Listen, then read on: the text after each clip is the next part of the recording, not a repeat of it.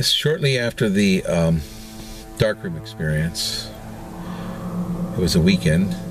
My dad and I were home alone, again as usual. Mom off to work, my brother Rich out doing whatever, working or what have you, just not around.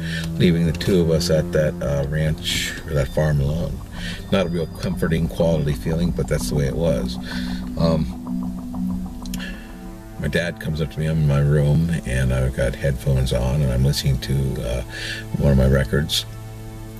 And he says, "Get the headphones off now." He's tapping me. I pull over, "Yeah, Dad, what do you want?" He goes, "Come here, follow me." And I go, "Where?" He says, "Just follow me." So I did. Followed him out to the barn, all the way to the barn, to the back stall, back where I saw the little being, as a matter of fact, back in the stalls where my horse was kept, my Heaney. He was in the next stall to where he brought me.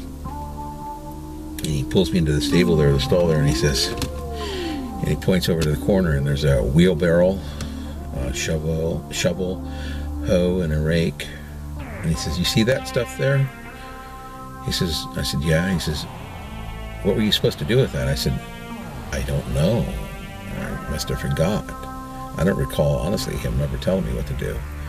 He says, "You're supposed to shovel, hoe, and rake all of this horse dung out of this barn." He said, "You've done nothing. It's been there for 2 weeks. I told you I put it there, and you were supposed to go take care of it." I said, "I'm sorry, I'll take care of it right now, Dad." He says, "No." He says, "No." He says, "You need punishment." He says, "You know what?" He says, "I'm tired of this." He says, "I tell you to do something, and you don't remember doing it, don't remember me telling you." He says, "I'm tired of this." He says, "This is it." He says, "I'm going to teach you what's going to happen next time." He says, "Next time," he says, "this is what's going to happen to you." He takes me and lifts me up by my neck. Lifts me off the ground, is choking me. And I go, "Whoa, Dad." I started losing the breath, and he kicks me across the barn. He says, "That's what's going to happen next time." He said, "Then," he said, "what's going to happen." He says, he comes flying across the barn after me, and he rips me up by my neck again and starts strangling me there and up against the wall. And he says, and he throws me again across the barn again. He says, "Then that's going to happen." He just kept doing it, and I was losing consciousness. I can't even count how many times he did this. And finally, he did it another time, and I was blacking out, ready to wet my pants. And I was a teenager. Okay, it's like I was losing bladder control because he was choking me, and threw me across the barn. I was laying down in a pile of horse dung. And I remember looking off to my side, and I was kind of out of it, and all I see him, he starts to come at me. I figure this is it. I'm seeing bright white light, and I'm dying. I figure this is it. It's all over. And, people say they see the white light right before they die. That's what was happening to me. And all of a sudden, I see all of these white, like millions of them, and I do mean millions of them. I can't even count how many there was. Little white orbs, pure white orbs with white light fill the barn through the cracks as these orbs come falling down from the roof like this, just drifting down. I go, "Whoa, I'm dying." With that, these orbs come over and they surround my dad.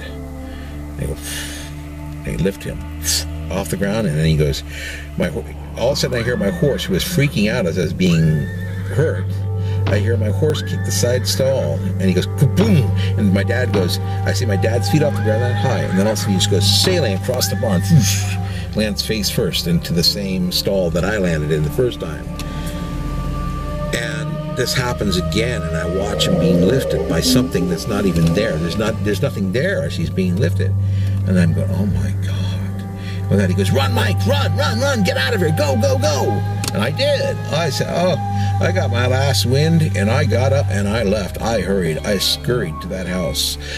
Something was there beating the heck out of my dad, literally just taking him, pulverizing him, taking him down. And he was a boxer. And that's what he was like. What he did is he brought me out to a ring to box with me. If you look at the ring, the actual stall that I was in, it looks like a boxing ring. That's what he was, right? When he met my mom, he was a boxer and quite undefeated, from what I understand. He had a lot of anger issues, I guess, with his mom. He was taken away from his mom. And basically, I ran into the house and went all the way to the back closet and hid in the back closet. And I hid for what seemed to be forever, but probably about 20 minutes, actually. And I figured something happened to him. I said, what am I going to do? What am I going to do? Oh, my God. Oh, my God. Something happened to him out in that barn. And what was that? What was that lifted him? What was throwing him? I didn't know. All these things are going through my head as a kid, right? Mind you, I'm 13 years old. I'm a kid. This was going through my head. And suddenly I hear the front door open. I go, oh no. And I hear, Mike! And I go, uh-oh, he's going to kill me. He says, Mike, come here. I'm sorry. He just keeps saying, I go, whoa. He says, I'm sorry. I promise I won't touch you. Just come out here. Where are you? With that, I crawl out from behind the clothes in the closet. And I come out, and I was scared to death. I thought he was going to beat me some more. And he said, I'm sorry. He said, I should never touch you. I should never do anything like that to you. You don't deserve that. I don't know what. I will promise you I will never do this again to you. I will never lay a hand on you again. I'm so sorry I ever did this. You don't deserve this. You're just a kid. He says, there's something wrong with me, and I'm very sorry. He says, please forgive me. And I was like, is he for real, or is this some sort of joke? Because that's all I was raised with, was beatings from him. Right back down to when I saw the aliens when I was a little kid in my sleeping bag and wet the sleeping bag. I literally got whipped for that. I got whipped, and he sent me to my room as a little kid over the sleeping bag. It just went on and on. That's what he did to all my brothers and sisters. Beat us, and bloodied my sister's nose, did all types of things to us all. So I didn't really trust him. I went to school shortly thereabouts in that area, and the dean of the school pulled me aside. He saw me all battered and beaten up, and I had a cross earring in my ear that my dad had removed, ripped out through my lobe of my ear at a post. And instead, Mom thought it was cool and allowed me to do it. He called me every name in the book for having it. Anyway, my lobe was ripped, my neck was strangled, black eyes, fat lip, the whole 9 yards, mangled, looked like I was just beaten to a pulp. And the dean sees me walking down the halls, and he goes, come here, I want to talk to you. I thought I was in trouble with him. That's all I ever thought was in trouble, right? He says, come to my office, and he sits me down in his office. He says, what happened to you? And I didn't want to get my dad in trouble. I didn't want to be a foster kid like he was, because that's what he was, and his life was just hell because of it. I didn't want to be taken away from him, because I figured that's what they would do. And I said, some kids at school beat me up. He says, no kids did this to you. No kids are capable of doing this to you. He says, what happened to you? I said, I told you kids did this to me. He says, who are they? I said, I don't know. They were strangers. I don't know who they were. He goes, look. He says, I'll get back to you on this. So he let that go, and I came home and told Dad what happened. I told him how the dean pulled me aside and basically told me what he told me, that he was going to get back to me on it. With that, my dad decided to keep me out of school for quite a few weeks, like 2 weeks, until it all healed up for the most part. And he wrote me a note to go back to school saying I wasn't feeling well.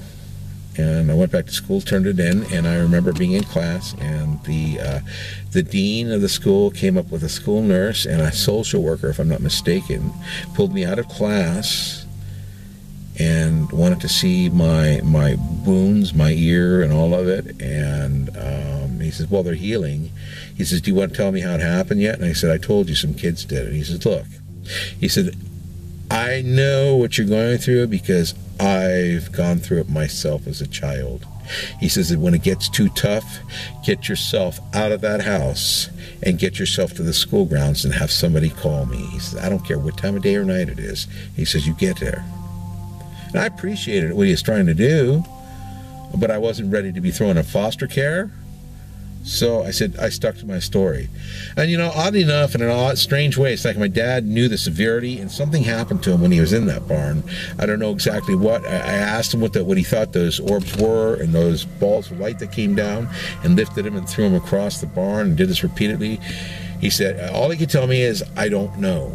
He said, Mike, I really don't know. And something happened to him. There was 20 minutes that he was gone. Somebody had a serious talk with him somewhere about doing this to his children. And, you know, he stuck to that story that he didn't know until the day he died. When he was 62 years old, he died of cancer, bone cancer, a tough cancer, too.